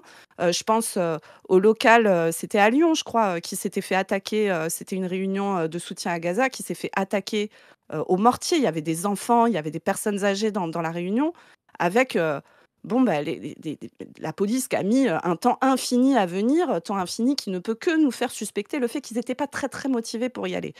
Je dis tout ça dans un contexte où il y a 1 an, quasiment jour pour jour, on voit un gosse, un de nos gosses, un gosse du peuple français, se faire abattre. La vidéo est filmée à bout portant par un policier et la situation est ce que vous savez, c'est-à-dire que le policier est dehors et qu'il a une cagnotte d'1 million d'euros, et que ça, je pense que c'est quand même un épisode de notre pays, qui reste, absolument horrible, à la fois dans le fait que c'est un fait. Il y a une partie des gosses de France, ceux qui sont spécifiquement pauvres, noirs et arabes ou arabes, qui, se font buter, par, la police, dans des proportions qui deviennent quand même extrêmement inquiétantes, grâce notamment aux politiques, qui ont été mis en place sous Hollande, Il ne faut pas oublier, il faut pas oublier sa responsabilité à lui dans cette histoire. Tout ça pour dire que quand on assiste à ça, c'est-à-dire à quelque chose d'aussi horrible, un gosse qui se fait tuer devant les yeux de tout le monde et surtout quand on voit la réaction du pays autour et la réaction de la police autour, il va vraiment falloir, nous, militants de gauche, qu'on se pose la question de qu'est-ce qu'on fait avec la police? Bah, c'est pas très réjouissant Bah, ouais, d'aborder, ouais. ce genre de thématique, mais tu le Je fais vais en bien. rajouter après. Ouais, vas-y si tu veux, Paul, par ailleurs, j'ai beaucoup parlé donc Mais Non, c'est mais qu'il je il faut qu'on je rajoute juste faut qu'on se la pose frontalement cette question, Juste, sincèrement, j'ai- en tout cas, les forces de répression ont toujours été une question, y compris pour le mouvement ouvrier. Quand vous lisez comment dire, l'État et la révolution de Lénine, il y a une vraie question sur comment on fait pour dissoudre les forces qui font la répression du prolétariat et qu'est-ce qu'on met à la place. Et c'est une vraie question. Donc, moi, je voulais juste en rajouter une couche parce que je suis d'accord avec Raphaël, c'est hyper déprimant, mais s'ajoute à ça une situation extrêmement spécifique en France. C'est-à-dire qu'on a vu l'extrême droite de Bolsonaro au Brésil, de Trump aux États-Unis. On a vu les tentatives de sa base putschiste de refuser les résultats des urnes pour ne pas rendre le pouvoir, etc. Mais en France, à la surmobilisation de la répression, qui s'est exprimé, hein, particulièrement sous le quinquennat Macron, à savoir l'idée qu'on répond uniquement par la violence aux crises que déclenchent ces politiques. Il y a le fait qu'il y a un système institutionnel d'une violence antidémocratique, mais folle. C'est-à-dire qu'on n'est pas l'Italie de Meloni qui est en train d'essayer de changer la constitution parce qu'elle a des difficultés à gérer le modèle. Si demain le gouvernement c'est le Rassemblement national, c'est eux qui ont le 49-3. Okay, c'est eux qui ont toutes ces procédures bâillons pour vraiment fracasser je veux dire, l'opposition politique à tout égard. Et donc, je veux dire, peut-être qu'on peut discuter de la police, je ne sais pas ce que Raphaël va dire, mais c'est que aux forces de la répression qui sont effectivement hein, l'avant-garde genre du mouvement de fascisation correspond également un système institutionnel pour pouvoir voilà, gouverner envers et contre tous. Tu as un côté d'ailleurs avec cette. Tu as aussi l'IGPN, tu as plein de choses, et c'est pour ça d'ailleurs que le programme du nouveau Front Populaire est intéressant. Parce que la 6ème République, la réforme de l'IGPN, ça change, on va dire, de ce qui se passerait, de ce qui se passe actuellement, qui participe aussi à la fascisation. Parce qu'on parle de force de répression, évidemment, la police de tout temps a été une force de répression, mais c'est quand même pas pareil d'avoir une police, par exemple, qui serait jugée par un institut, qui ne serait pas l'IGPN, qui serait quelque chose d'extérieur, une police qui serait un peu plus de proximité, qui pourrait déjà poser problème, hein, soyons clairs, que ce qu'il y a actuellement, qui est vraiment en roue libre et qui n'est pas tellement jugeable. Hein. J'ai pas vraiment souvenir d'un policier qui a été condamné récemment pour quoi que ce soit. Hein. Même celui qui a été condamné vite fait pour Naël, alors que c'était évident qu'il y avait une caméra et tout, il a fallu une vraie bataille médiatique en fait pour aboutir à quelque chose. Et aujourd'hui, il est libre et il a 1,3 million d'euros, je crois.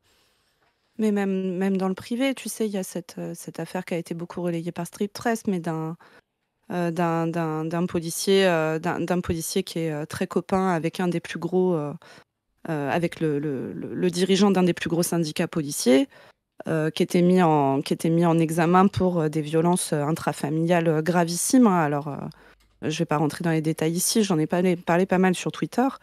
Et le type a été relaxé. Et on a dit que, bon, quand même, on parle d'un gamin de 10 ans qui dit que le type le met en joue avec son arme de service quand il fait des conneries. Hein. On parle de ça. Et là, je vous parle pas du plus grave de ce qui est reproché. Il a été relaxé avec un tribunal qui a conclu qu'il avait un droit de correction sur ses enfants, une enquête qui pose énormément de questions en termes, on va dire, de vices de procédure. Je fais un peu gaffe à ce que je dis parce qu'il est relaxé, donc voilà. Mais je donne cet exemple-là pour le privé, mais en fait, on a un énorme problème sur ce qu'ils font dans le service aussi. Et je sais que la question n'est pas agréable. Moi, je pense aussi que ce que dit le nouveau Front Populaire, notamment, par exemple, dissolution immédiate de la Bravem, etc., c'est important. Mais qu'il faut qu'on arrive à penser, à penser ça, à penser notre place par rapport à la police, à penser... Alors, on a plein d'intellectuels à gauche... je pense à Gwenola Ricordo, etc. Enfin, il y a plein de monde qui travaille, on va dire, d'un point de vue théorique sur l'ordre, etc. Mais moi, j'ai envie de dire, d'un point de vue concret politique, c'est quand même une question sacrément importante, tant sur le plan, on va dire, de la sécurité de nos concitoyens, et particulièrement de nos concitoyens noirs et arabes, hein, et prolos, mais sur le plan stratégique. Enfin, c'est vraiment les gilets jaunes se sont arrêtés parce qu'ils se sont fait péter la gueule tellement fort qu'ils ont eu peur d'y retourner. Enfin, faut être lucide sur ce truc-là. Ouais. Encore une fois, cette question de la police, ça correspond à l'ensemble de ce qu'on vient de dire depuis le départ, c'est-à-dire qu'il y a une radicalisation de la bourgeoisie, de ses institutions, et une de ces institutions phares, qui est la question de la répression du mouvement social au sens large, et du maintien de l'ordre raciste, de l'ordre social tel qu'il est, etc., c'est sa police. Peu importe la société, peu importe l'endroit sur la planète où on se trouve, ça se passe de cette manière-là. Maintenant, c'est sûr que le tableau fait froid dans le dos et on a de quoi s'inquiéter. Là, pour le coup, personne ne dira le contraire. On a de quoi avoir peur parce qu'on en a déjà vu un peu la couleur, comme tu viens de le dire, avec les gilets jaunes, avec ce qui s'est passé autour de Naël. Mais d'un côté, il y a aussi de l'espoir. Oui, effectivement, on n'aura jamais les mêmes armes que la violence que nous impose ce type de séquence. Par contre, il y a une chose sur laquelle on peut s'appuyer et qui fait qu'aussi, encore une fois, ils sont aussi violents envers des candidatures comme les nôtres, parce que c'est la question de la jeunesse. La question de la jeunesse qui va être centrale. La jeunesse qui a su se mobiliser, par exemple, pour Naël, qui a su se mobiliser pour Adama, dans des contextes déjà très particuliers. Eh ben, on y est quand même allé. Et on y est quand même allé, on a quand même tenu bon. La question de la Palestine, encore une fois, je le rappelle, avec le niveau de propagande, de violence médiatique qu'il y a pu avoir, moi j'ai été plus qu'agréablement surpris de voir que les gens ont continué à venir d'autant plus massivement en manifestation, malgré les interdictions, malgré encore une fois les convocations. Et je me dis, en fait, il y a de l'espoir. Il y a un truc dans ce pays qui fait que les gens, ils ont encore faim, ils ont encore de la dignité. C'est un truc, la dignité, je pense que c'est pas une chose qui est mesurable. On peut mesurer le vote, on peut mesurer j'en sais rien, moi, le nombre de gens en manifestation, etc. Il y a une chose qu'on ne peut pas mesurer, c'est la question de la dignité. Et la dignité, elle existe dans notre classe, elle existe dans la jeunesse.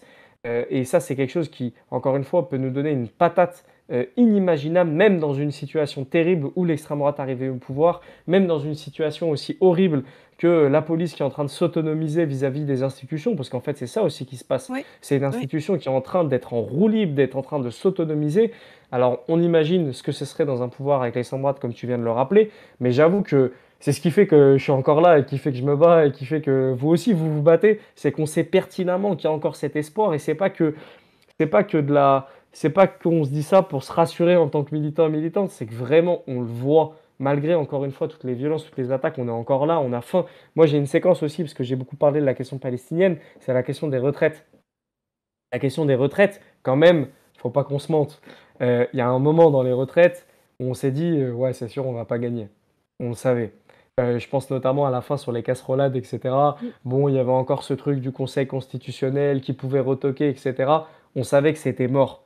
Et on avait encore faim.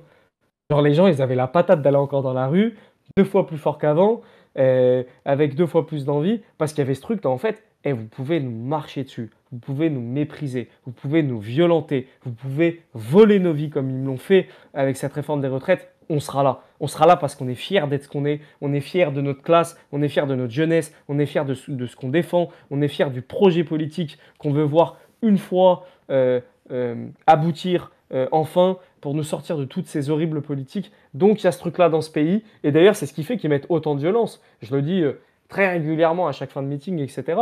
Mais c'est sincèrement, n'oubliez pas qu'on les fait flipper. Il y a cette réalité. Bon bref, voilà, je me suis pas Bah mal oui, mais c'est pour ça éternisé, d'ailleurs que je désolé. pense que la France Insoumise a réussi à mobiliser 1 million de personnes en plus pour des élections européennes qui d'habitude ne mobilisent pas trop.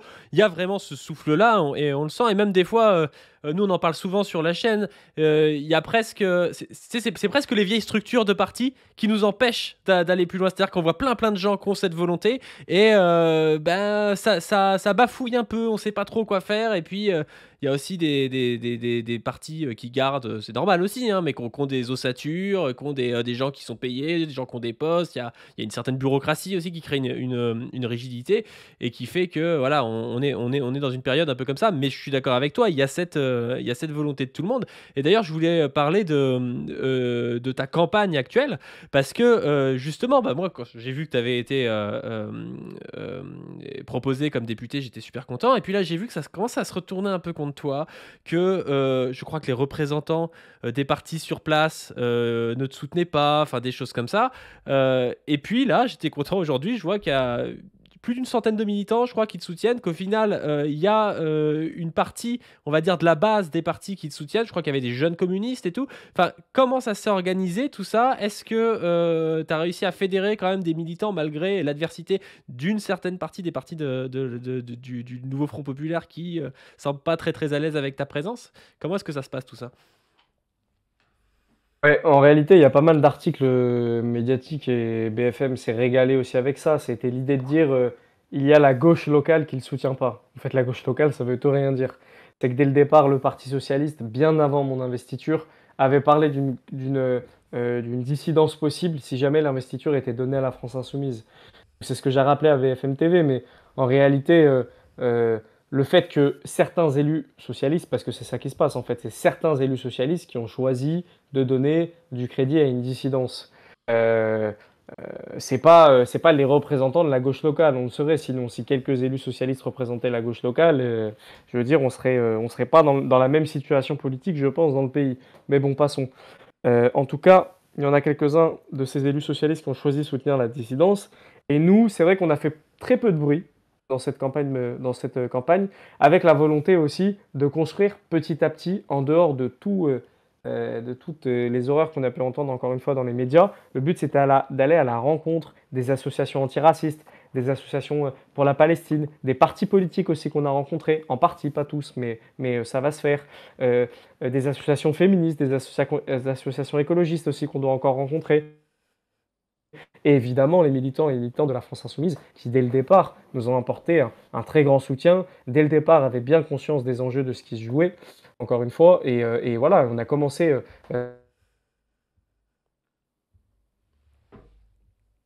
Est-ce que Raphaël va revenir ou est-ce qu'il est victime de la DGSI encore une fois? Ah là là, décidément, hein, la DGSI, ils veulent nous. Ouais, attends. Attends, c'est Paul qu'on entend? Responsabilité militante, mais son d'ultra-gauche. Hein, C'est ça. Bah, il a un son fichier S, hein, c'est ce qu'on dit depuis le début. Bah, c'est ça. Hein. Bon, en attendant. Mais c'est vrai que quand Ouais, tu mais penses, tu vois, c'est un gros traquenard de faire campagne comme ça en 2-3 semaines, d'essayer de regrouper une équipe militante. Alors encore ça va, parce que Raphaël, il y a quand même la jeune garde derrière lui, donc il y a déjà des militants. Mais sinon, pas facile. Surtout quand on te fout un dissident dans les pattes, quand tu te fais cracher dessus H24 à la télé, que tu sais pas si tu dois répondre ou pas. Ouais, et puis que tu te fais cracher dessus, y compris par tes camarades, en fait. Enfin, encore une fois, hein, je suis désolée, Alors, on fait l'union, il faut faire barrage à l'extrême droite, etc. Oui, ok. On a quand même le droit de dire que tout le monde se comporte pas tout à fait très bien actuellement.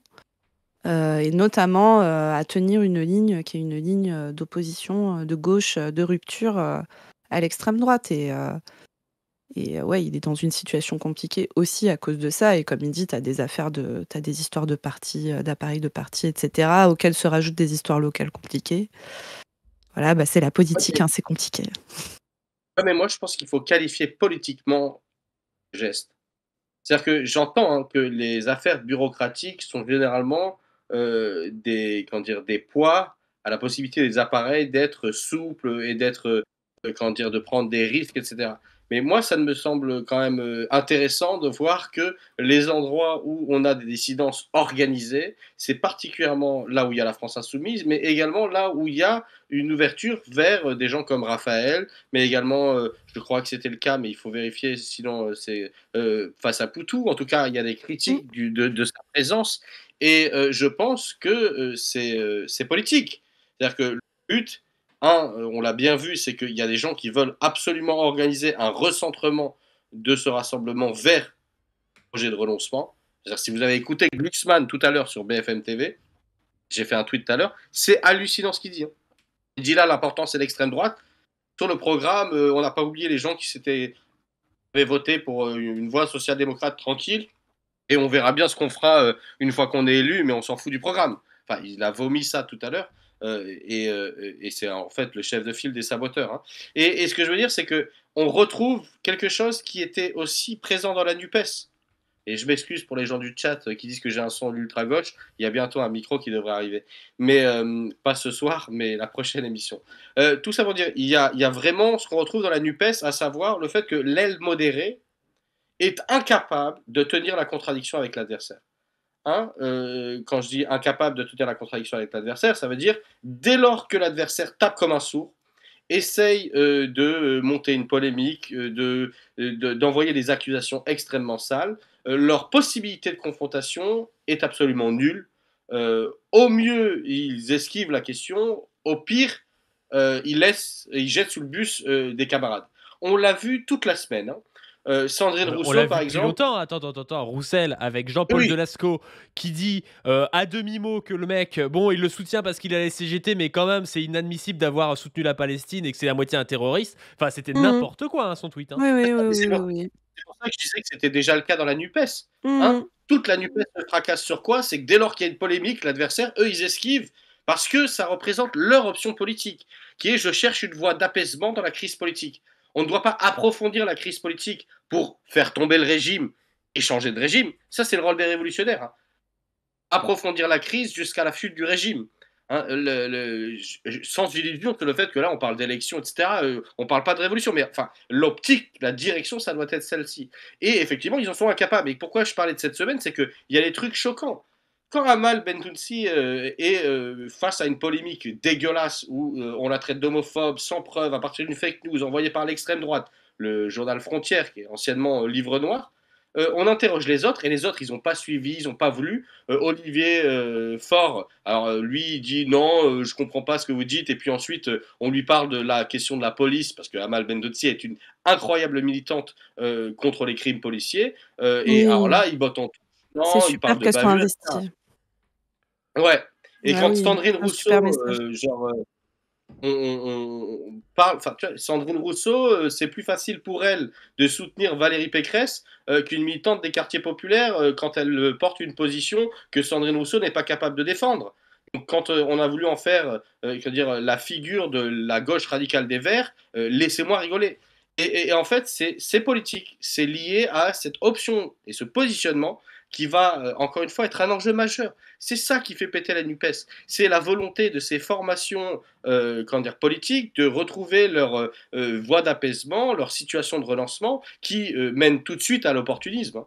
Mais vraiment, j'écrivais ça avec Revue de Position en décembre sur le truc de dès qu'il y a une conflictualité, il faut le dire différemment. C'est très très clair dans le discours de Clémentine Autain quand elle dit oh non, il faut trouver les formes de parler de incapable de. Et on parle de polémiques qui vont de tout à tout, hein, de Médine aux universités de la France Insoumise et des Ah Verts ouais. à la question palestinienne. Et je pense que c'est terrifiant parce que on est obligé d'être dans une forme de responsabilité d'un côté et de l'autre côté, on ne sera jamais, jamais protégé par ces gens-là. Et il ne faut pas se dire seulement que c'est des affaires bureaucratiques, quoi. Ce qui est Après, Paul. incroyable en plus, c'est aussi leur. Désolé, Zoé, Non, je vas-y, voulais vas-y. dire un truc, ça va pas amener, je pense, beaucoup de réactions, donc tu pourrais dire le tien après. Le rapport à Hollande, le rapport à Glucksmann, enfin, il y a des gens. Alors, on n'arrête pas de taper sur Roussel, mais c'est que Roussel, il cristallise ça parce qu'il est censé être communiste. Quand tu es communiste, que tu as le choix entre taper sur Raphaël Arnaud et François Hollande, tu choisis pas de taper sur Raphaël Arnaud. Je veux dire, c'est pas normal. C'est pas normal de pas au moins avoir une petite pique à Hollande. Enfin, tu vois, autant Mélenchon, il a tapé sur quasiment personne au final. Donc il a dit oui, bon, Hollande, il peut être là. Il s'est placé un peu comme un homme d'État qui fait le nouveau populaire, pourquoi pas. Mais si tu choisis de taper sur des gens, c'est sûrement pas sur ta gauche que tu tapes avant de taper sur François Hollande, quoi. C'est quand même dingue, hein. Oui, mais c'est pas étonnant. Je veux dire, l'opportunisme, c'est ce qui a mené, genre, c'est le fil directeur de la politique de Fabien Roussel, quoi. Je veux dire, honnêtement, où est-ce qu'il y a une position où, genre, je veux dire, ce qui est insupportable pour moi, c'est que moi, je connais encore une fois beaucoup de militants communistes. Je veux dire, c'est des gens, je veux dire, normalement, le chiffon rouge communiste, c'est le repoussoir par excellence de la bourgeoisie. Et ils doivent se sentir insultés quand ils entendent toute la Macronie en conférence de presse dire ah non, mais il y a des gens très raisonnables qui vont de Glucksmann aux communistes, juste pour exclure l'AFI. Et en fait, bien sûr qu'il ne tape pas sur François Hollande. D'abord parce qu'il est d'accord. Il est d'accord avec le Parti Socialiste pour décentrer la France Insoumise, mais pas que. Derrière le NPA et tout cet effort de faire rentrer des acteurs du camp social au cœur de la bataille. Et parce que voilà, il a créé son personnage médiatique sur une stratégie de distinction. Or, si tu regardes les questions économiques, le Parti communiste français, je veux dire, ils avaient le même programme que l'AFI pendant des années, ils ont été élus ensemble, enfin, ils se sont présentés ensemble. Je pense même que dans le Parti communiste, dans son programme, il y a des propositions qui sont plus intéressantes. Plus intéressant que l'AFI, je te fais d'accord, ouais. Donc voilà, tu vois. Sur le côté Mais par économique, contre, du coup, il fallait distinguer. Et il a choisi quoi? Il a choisi les endroits où, en fait, il a choisi la question de la ligne antiraciste. Parce que c'est là que se joue une bataille hardcore dans notre société. Il a choisi police, aller manifester avec les mecs qui voulaient faire sauter la Constitution devant l'Assemblée Ça, nationale. c'était Il a choisi honteux, hein. Ça, c'est vraiment, pardon. mais ça, j'en ai pas parlé tout à l'heure, mais vraiment avoir participé à cette manifestation, quand on est un dirigeant politique de gauche, mais c'est une honte, mais vraiment, enfin, c'est hallucinant qu'ils aient fait ça. Excuse-moi, Paul, je t'ai coupé, mais j'avais oublié cet épisode-là, mais ça mérite, je sais pas, ça mérite 30 ans à Cayenne, hein, vraiment, hein. Et si vous voulez vraiment revoir cette distension qu'il y a entre une partie des militants et de sa stratégie de la direction, je fais de l'autopromo, hein, mais allez lire mon article dans Contretemps. Moi, ce que j'ai essayé de montrer, c'est pas Roussel est juste un traître et les communistes, il faut les brûler. Pas du tout. C'était de montrer que même le texte sur lequel Roussel a été élu, politiquement, il pose des questions. Il parle de minorité postcoloniale. Ok, il parle d'islamophobie. Les termes sont mis. Et ce sont les renoncements organisés de la direction qui ont réorganisé le positionnement du Parti communiste qui avait été durement acquis. Moi, j'ai fait partie des gens qui, quand j'ai été délégué à mon congrès, je me rappelle, fédéral, j'ai porté un amendement sur l'islamophobie. Ça a été des batailles immenses pour pouvoir... et en fait, ils sont arrivés, ils ont tout détruit d'un coup. Et y compris, moi, je connais des potes avec qui on s'est disputé parce qu'ils ont voté pour Roussel en disant il faut virer Laurent, etc. Et qui sont partis du Parti communiste aujourd'hui parce qu'ils ont dit genre en fait moi je les virais parce qu'on se disait qu'il y avait un positionnement trop gauche molle de Pierre Laurent, mais c'était pas pour avoir je veux dire la saucisse comme ligne politique et l'absence de pensée sur la question antiraciste, sur la police, etc., tu vois. Non, mais bien sûr, bien sûr, bien sûr. Moi, je connais des camarades, donc vraiment des camarades JC, certains encartés PCF, qui sont allés à Sainte-Soline et qui ont été écœurés de voir quoi? De voir Fabien Roussel les traiter presque de terroristes, tu vois, à la télé. C'est-à-dire que t'as des gens à Sainte-Soline qui sont du PCF et qui sont de la JC. Et Fabien Roussel, il condamne. Parce que dès qu'on lui met la pression, comme on disait tout à l'heure, il va condamner. Et c'est délirant quand il pense, quoi. Mais il essaye de C'est ses plaire à propres la militants. bourgeoisie. Oui, mais il Il se essaye de prend- plaire. Il se Pardon. fourvoie, il croit. T'as vraiment envie de dire, mais Fabien, est-ce que tu crois vraiment qu'avec le programme que tu as, ils vont te parler gentiment? Ils ne vont pas te parler gentiment. Ce ne sont pas tes amis, ça ne le sera jamais. Alors arrête de pousser les camarades sous le bus, arrête de rester accobouté. Ce que je voulais dire tout à l'heure, Paul, quand tu disais dès qu'il s'agit de tenir une ligne un peu raide, ils sont pas là, etc. Non, c'est dès qu'il s'agit de tenir une ligne un peu raide sur l'antiracisme et sur l'islamophobie et sur la Palestine, spécifiquement ces sujets-là. C'est ça qui est terrible. Et après, bon, sur les autres sujets aussi, tu vois Rousseau qui se positionne comme grande féministe, etc. Bon, je rappelle qu'une vraie politique féministe, c'est une politique qui est dans une gauche de rupture parce que les femmes, c'est les familles monoparentales qui sont les plus précarisées. Il y a besoin de décisions fortes sur le logement, il y a besoin de décisions sur les conditions de travail, il y a besoin de décisions sur voilà, les places en crèche, les services publics, etc. Enfin, une politique féministe ne peut pas exister dans un programme social libéral mou, bien sûr. Mais Sandrine Rousseau, elle va utiliser ça. Et c'est comme ça que tu vois que, par contre, la sororité s'arrête à Ahmad Bentounsi, en fait, qui est encore une fois Oui, mais une militante émérite, mais qui est sur des qui est questions de surtout une violence. femme racisée. Exactement. Et une femme Voilà. racisée. Oui, non, mais c'est-à-dire qu'en gros, c'est facile de défendre une femme parce qu'elle est femme de manière générale, sauf si on n'est pas capable de mener la bataille politique sur la question qui est posée, quoi. C'est Et ça. moi, je trouve ça hallucinant. C'est Hallucinant. ça.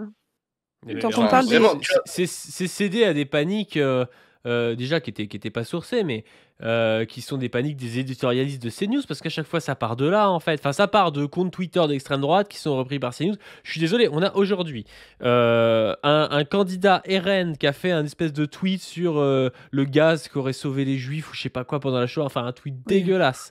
On a Bocaletti qui avait une librairie négationniste.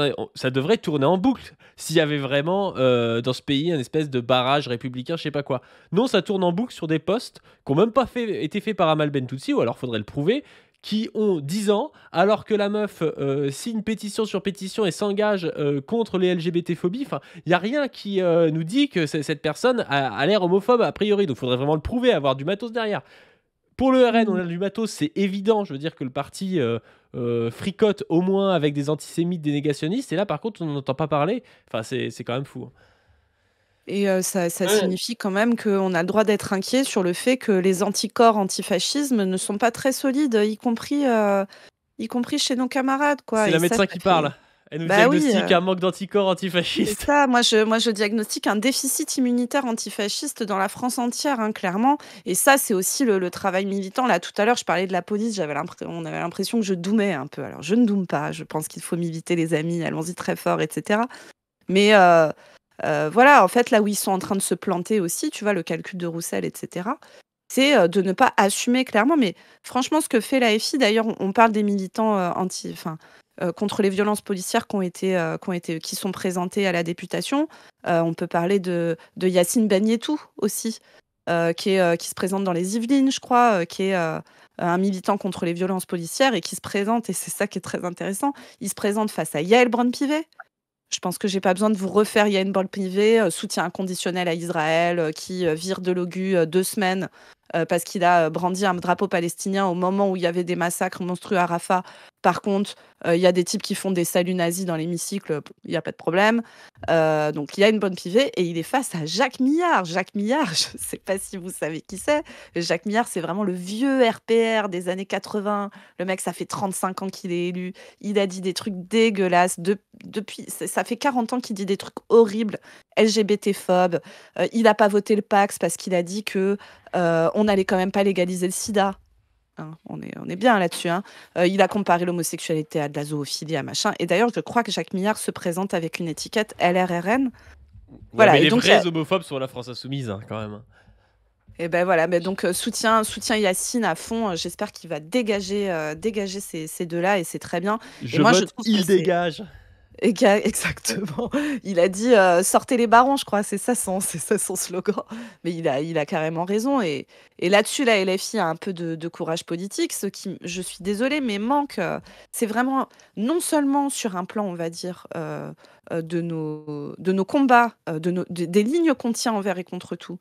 C'est une honte d'être de gauche et de ne pas penser que ces combats-là doivent être absolument prioritaires. Je pense aux combats antiracistes au pluriel, y compris la lutte contre l'antisémitisme, bien sûr. Je pense aux luttes contre les LGBT-phobies. On rappelle que Macron a sorti une dinguerie transphobe. Voilà, mais par contre, on va faire chier Amal Bentounsi, hein, alors que lui, il l'a vraiment dit.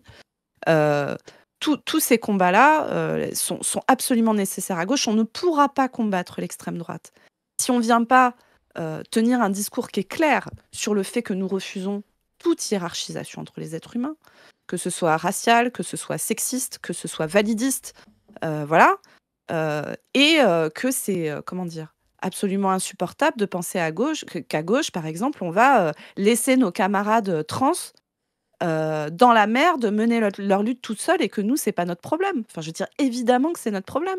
Les violences policières, c'est ce que je disais tout à l'heure, on a besoin, mais collectivement, y compris des militants de terrain, etc., d'arriver et de dire ce sont nos gosses qui sont morts, ce sont nos gosses qui sont tués, à nous tous, peuple uni. Ouais, Enfin, mais il faut là qu'on où t'as revienne raison, tenir ces discours-là. et il l'a dit un peu, je trouve, Raphaël. On aurait pu plus développer là-dessus, mais il y a tellement de trucs à développer que c'était compliqué. C'est sur le côté projet de rupture, la nécessité d'un projet de rupture comme antifasciste. Je pense que c'est vraiment quelque chose de central parce que aujourd'hui, les Kluxmann, les Hollande, même les Macron, tous ceux qui proposent que tout change pour que rien ne change un peu, c'est-à-dire qu'on fasse un peu du social-libéralisme à la con, et puis que comme ça, au moins, le RN n'est pas au pouvoir, c'est ces gens-là qui font monter le Rassemblement national. C'est ces Exactement. gens-là qui dépolitisent aussi. Qu'est-ce que tu veux faire avec ces gens-là au pouvoir? Il n'y a qu'en ayant un projet clair, que tu parlais de la transphobie, mais voilà, sur tous ces sujets-là, en assumant, et encore une fois, là, je me tourne plus comme vers Paul, mais en assumant, non pas comme Roussel l'autre jour sur la légalisation pas la légalisation, mais donner les papiers aux sans-papiers, quoi, en gros.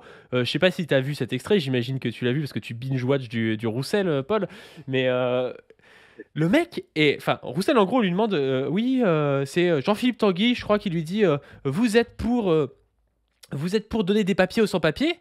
Et le gars, il bégaye. Pourquoi? Parce qu'il n'assume pas le projet de rupture. Il dit oui, mais pas tous les sans-papiers, ceux qui travaillent. Et puis en fait, il faut quand même qu'ils travaillent 6 mois. Enfin, le gars n'est pas capable d'assumer un projet. Personne n'a envie de voter pour un type qui se met à genoux devant l'extrême droite en disant oui, mais en fait, c'est pas vraiment ça. On va pas vraiment être pour le mariage pour tous. On va pas vraiment être pour les sans-papiers. Non, en fait, il faut que tu arrives, tu dises oui, on donne les papiers à tout le monde. Qu'est-ce que tu vas faire? Qu'est-ce que tu vas faire, Jean-Philippe? C'est ça qu'il faut dire. Merci, parce que moi j'ai posté l'autre séquence où il explique que, en gros, pour lutter contre les trafics de drogue qui tuent des gens et qui ont des vrais problèmes, qui posent des vrais problèmes à la société, il faut faire pas des places nettes XXL une fois tous les 6 mois, mais tous les jours et mettre quelques éducateurs. Donc en gros, il a dit à Darmanin, genre, moi je suis plus de droite que toi. Roussel flippe aussi parce que sa circonscription. Mais j'ai posté cette séquence qui me semble hallucinante, mais la séquence dont tu parles est folle. Parce que même quand il essaye de tenir une ligne, c'est plutôt la bonne, est tellement mauvais, tellement pas convaincu, et tellement incapable d'assumer au pire, de dire un truc plus à gauche que ce qu'il veut vraiment défendre. Ça pourrait être ça le pire. Ils font chier tous ceux, ouais, qu'est-ce qu'il y a, ouais, même ceux qui travaillent pas. Imagine, il dit un On truc va comme aller en ça. chercher, on va aller, c'est ça. Non mais le mec, Mais c'est toi, comme tu dis, c'est parce qu'il est pas convaincu qu'il est pas convaincant. mais bien sûr, comment tu veux comment tu veux convaincre quelqu'un quand tu dis non, mais alors elle dit on a bien travaillé pour la loi immigration et on a vu que notre critère qui faisait justice c'était qu'il fallait travailler 6 mois dans les derniers 18 mois. Mais attends, mais mec, on dirait un technocrate de la Macronie. Excusez-moi, vous avez le formulaire 427B, vous pouvez peut-être ne pas être expulsé par les nazis. Non mais ça va ou quoi? Genre, c'est hallucinant. Et en plus de ça, il a en face un mec du Rassemblement National qui est un mec qui a 25 piges, genre premier de la classe, qui juste le troll, tu vois, qui lui met des baffes comme ça. Et à chaque fois, Roussel dit vas-y, remets-en une, remets-en une. Oui, il lui une dit folie. combien de sans-papiers, et t'as Roussel qui est là à bégayer et tout, mais t'as envie de lui dire. Enfin, il rentre dans ce qu'on dit toujours, la pénurie de droits, il rentre dans un espèce de malthusianisme, où, sauf que lui, il dirait qu'il y a peut-être un petit peu plus de place en France que le RN, mais il rentre dans ce malthusianisme. Enfin, c'est là où il est baisé en fait. 2,5%. Ouais, mais non, mais c'est aussi pour ça, tu vois, genre les Bah secteurs oui. dynamiques de la société. Bah oui. Bien sûr, bien sûr. Comme Raphaël, je sais Et pas s'il s'il a faisait remis 10%, ça serait pas mieux, hein, mais non seulement c'est con politiquement, mais en plus, c'est pas efficace électoralement. Arrêtez de Ouais. faire ça, putain, Mais- le PCF, bordel. mais- Et puis quitte à dire, nous, on n'est pas trop pour, un petit peu, voire on est d'accord avec Ah des ouais. expulsions, autant être au Parti socialiste, tu vois. Parce que Mais eux, ils oui. assument. Dans toute leur histoire, ils ont fait ça. Donc, enfin, je rappelle que Manuel Valls, quand il est Premier ministre, il dit je suis pour le retour à Bucarest, hein, en fait, c'est une attaque, hein, contre les Roms qu'il souhaitait expulser à l'époque. Et voilà, et il s'est vanté d'avoir plus expulsé que sous Sarkozy. Donc, voilà, et tant qu'à faire, être au PS. Mais du coup, juste, je voulais vous parler d'un truc, parce que tu vois, on disait, mais les communistes, ils ont un vrai rôle à jouer. Je parle au sens général du terme, hein, pas forcément t'as ta carte, t'as pas ta carte. Et il y a un très beau texte d'une militante communiste absolument formidable, qui s'appelle La lutte contre le fascisme. Et en fait, c'est le rapport que Clara Zetkin fait au comité exécutif de l'Internationale communiste le 20 juin 1923. Si vous avez accès à ce texte, je vous le conseille vraiment, il est vraiment bien. Vous pouvez le trouver dans ce livre qui s'appelle Je veux me battre partout où il y a la vie, qui est une sorte de biographie de Zetkin avec comment dire, des passages, ensuite ses textes à elle, quoi. Et on retrouve bien ce que disait Raphaël tout à l'heure, c'est pour ça que je voulais le lire. Bon, elle dit je pense que le fascisme, malgré toutes ses rotomontades, est la conséquence de l'ébranlement et du déclin de l'économie capitaliste et un symptôme de la décomposition de l'État bourgeois. Nous ne pourrons le combattre que si nous comprenons qu'il déclenche l'enthousiasme et l'approbation de larges masses sociales qui sont déjà perdues leur sécurité existentielle et avec elles toutefois dans l'ordre actuel.